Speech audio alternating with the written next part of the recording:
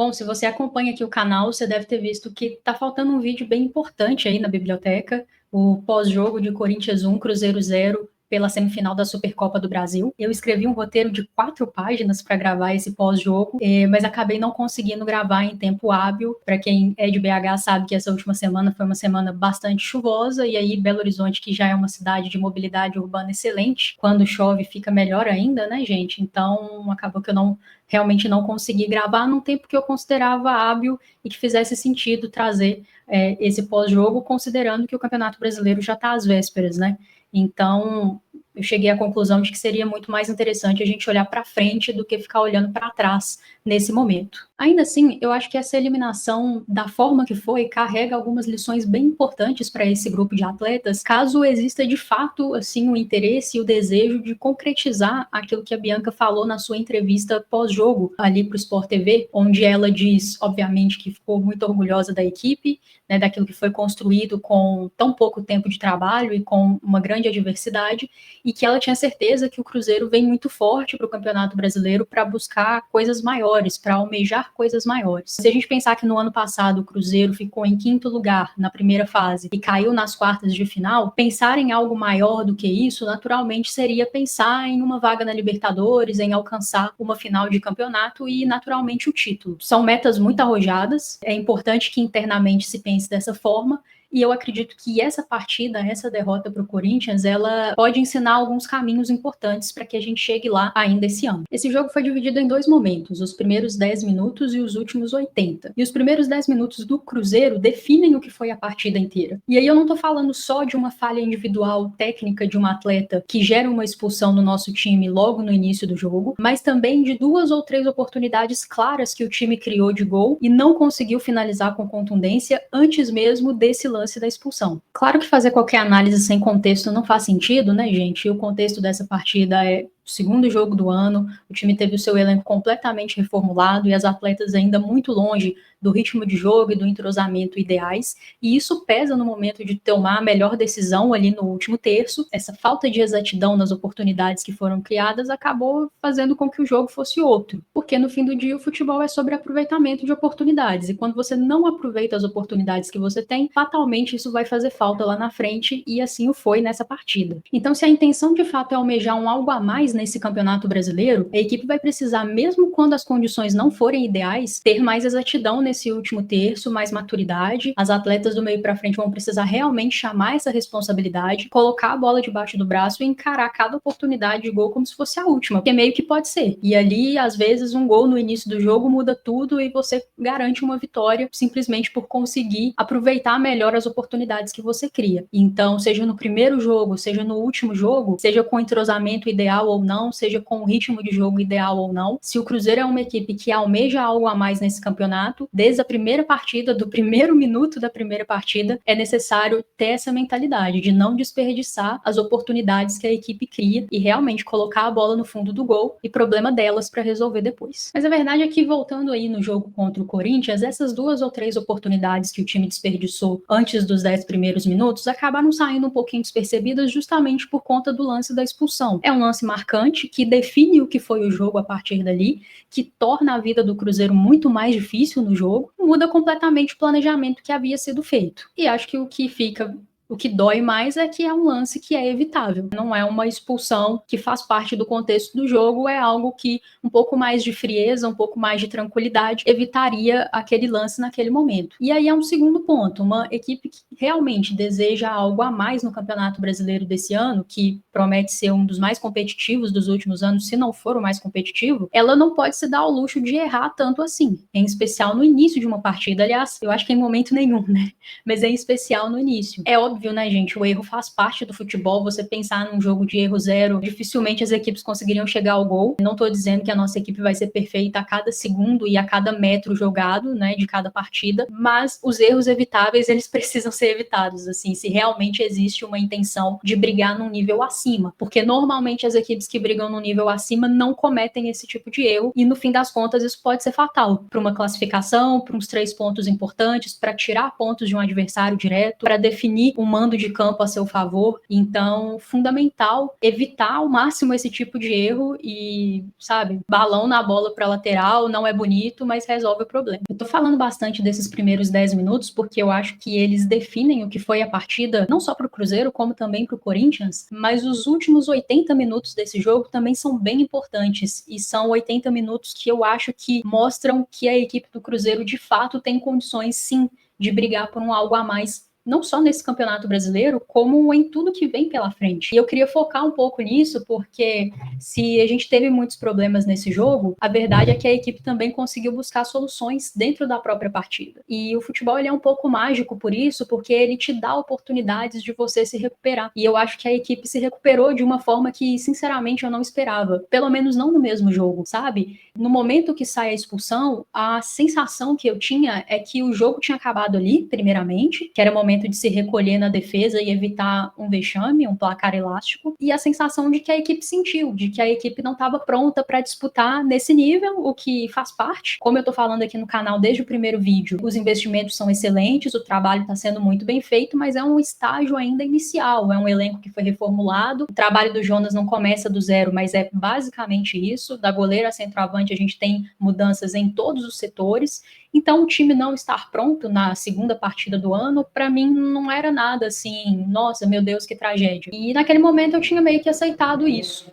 Mas os 80 minutos seguintes dessas atletas, desse grupo, me mostraram que elas se recusam a aceitar essa realidade de que não estão prontas, de que ainda não é o nosso ano e coisas similares que eu venho trazendo aqui. E isso é bem legal. Eu acho que a gente viu uma equipe absolutamente unida em campo, e aí é óbvio que tem mérito do Jonas, existe um mérito tático, ele faz as alterações na equipe, existe uma entrega física enorme das atletas para cumprir essas funções táticas. E aí, na segunda partida do ano, não é fácil, gente, assim, do ponto de vista físico, correr o tanto que elas precisaram correr para segurar esse placar. E, acima de tudo, acho que foi um grupo em campo, né? Foi um time, foi um coletivo. Por mais que você tenha tido alguns destaques individuais com muito mérito, a gente já falou exaustão, não quero ficar entrando nisso aqui porque o objetivo do vídeo é outro, mas o coletivo foi extremamente forte. Um coletivo de um grupo que realmente acredita em si, acredita na própria capacidade de buscar um algo a mais, de enfrentar qualquer adversário de igual para igual. Esses 80 minutos em que o time se recupera de uma adversidade que ele mesmo criou, diante de um adversário que pode não estar vivendo o seu melhor momento, pode não estar jogando tão bem quanto ainda vai jogar nessa temporada, mas continua sendo um adversário de extremo respeito, em especial com um atleta a mais. E o time mostra diante desse adversário que tem condições sim, por que não, de brigar de igual para igual, de jogar de igual para igual contra qualquer elenco do país. E se existe essa possibilidade, por que não dizer que esse time está pronto para brigar sim por um algo a mais no Campeonato Brasileiro? Então essa talvez seja a minha frase mais otimista do canal até hoje,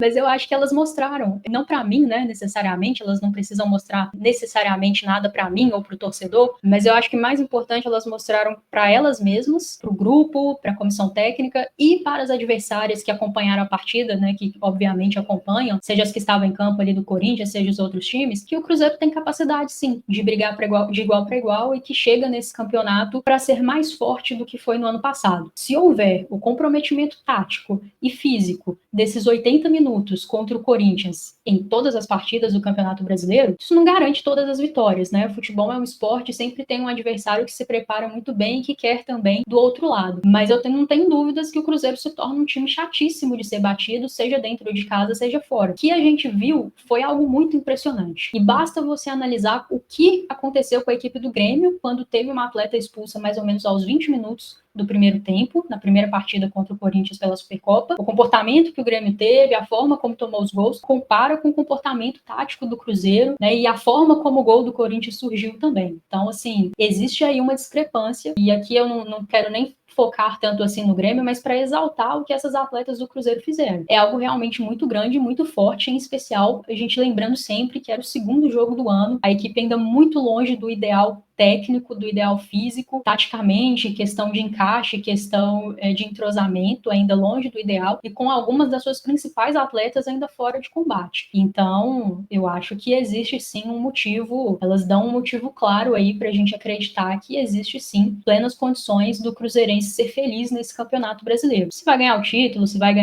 vai chegar na Libertadores, aí é uma coisa que eu acho que nem faz sentido a gente conjecturar nesse primeiro momento, porque o Campeonato Brasileiro, ele basicamente tem 2 campeonatos dentro dele. E essa primeira fase dos pontos corridos, ela é bastante diferente, ela tem uma característica muito distinta, e eu acho que ficar falando de favoritismo nesse primeiro momento, de enfrentamentos, de vaga na Libertadores, nem faz sentido. São 8 equipes que se classificam para a próxima fase. Eu acho que o planejamento do Cruzeiro não conta com o Cruzeiro não ficar dentre os 8.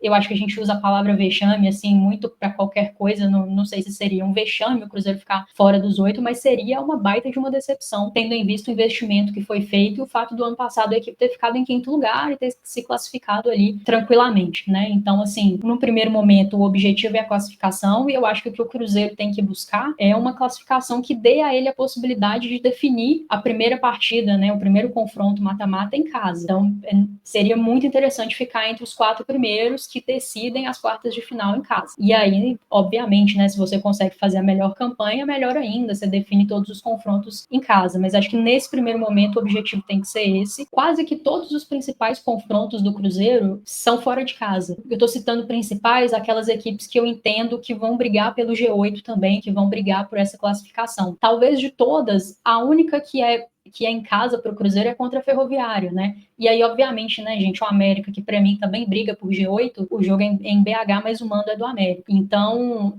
diante disso, o Cruzeiro tem 2 desafios. Se impor em casa, é necessário fazer as pontuações em casa, não desperdiçar pontos. Mesmo que ele vá enfrentar algumas equipes bem qualificadas em casa, é muito importante, tendo em vista como foi o sorteio, que ele não desperdice pontos, e quando for para esses confrontos diretos fora de casa, é importante pontuar, porque você não só pontua, como tira ponto de equipes que brigam na mesma faixa de tabela que você. E isso pode ocasionar ali na frente uma campanha melhor, um saldo de gols melhor, uma definição de um mata-mata em casa. Então, o campeonato do Cruzeiro, nesse primeiro momento, é esse. Depois, lá na frente, né, a coisa acontecendo como a gente imagina e o Cruzeiro se classificando para a fase final do Campeonato Brasileiro, aí a gente traz aqui um pouco mais sobre possibilidades de título, porque eu acho que a equipe que vai jogar contra o Grêmio agora, né, e a equipe que vai jogar contra o Corinthians na última rodada do campeonato, provavelmente vão ser equipes bem distintas. E aí não só em termos de escalação, nome por nome, até porque o Jonas, mesmo quando pode repetir a escalação, ele costuma dar uma mudada, né? Então, eu acredito que o time ainda vai mudar muito nesse sentido, mas também em encaixes,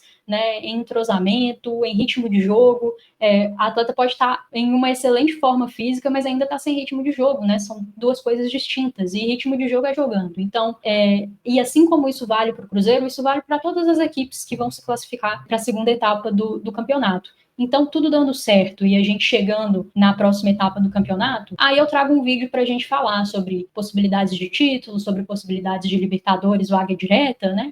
Aquela coisa toda. Nesse primeiro momento, eu acho que a preocupação tem que ser mais em assimilar esses 2 aspectos, tanto o positivo quanto o negativo que aconteceu nesse jogo contra o Corinthians, e realmente, quando tiver a oportunidade de matar o jogo, independente do adversário, independente do momento da partida, se é no primeiro minuto ou se é no último, muita entrega tática, muita entrega física, muita imposição, para que realmente quem estiver do lado de lá entenda, né, que o Cruzeiro não vai dar nada de graça para ninguém. E eu acho que esses 80 minutos, se eles forem replicados a cada jogo, o que é um grande desafio, né, gente? Um campeonato assim de jogo, quarta e domingo, é difícil manter o mesmo nível ali de intensidade o tempo inteiro, e é diferente de um mata-mata eliminatório, não tem o que fazer, né? Existe essa diferença, mas se essas atletas conseguirem assimilar e manter o mesmo nível, assim, de comprometimento, não só com a camisa, mas umas com as outras ali em campo, desses 80 minutos contra o Corinthians, eu acho que a gente tem plenas condições de fazer uma campanha melhor do que a que nós fizemos no ano passado, em que pese os adversários que têm elencos melhores que o nosso, os adversários que estão em estágios de trabalho mais avançados que o nosso, porque quando você iguala, né, na intensidade, iguala na entrega tática, auxiliado à qualidade técnica que esse elenco do Cruzeiro tem, a coisa fica muito, muito boa para o nosso lado, né? Então, o torcedor do Cruzeiro acho que tem tudo para ter muitos motivos para sorrir ainda esse ano, apesar da frustração dessa última partida. E sem mais delongas, né, o campeonato já começa agora. Cruzeiro enfrenta o Grêmio no Castor, em Nova Lima, às 18h30 desse domingo. Caso você tenha disponibilidade, vá a campo, apoie esse time. Eu acho que, em especial no futebol feminino, porque você ainda não tem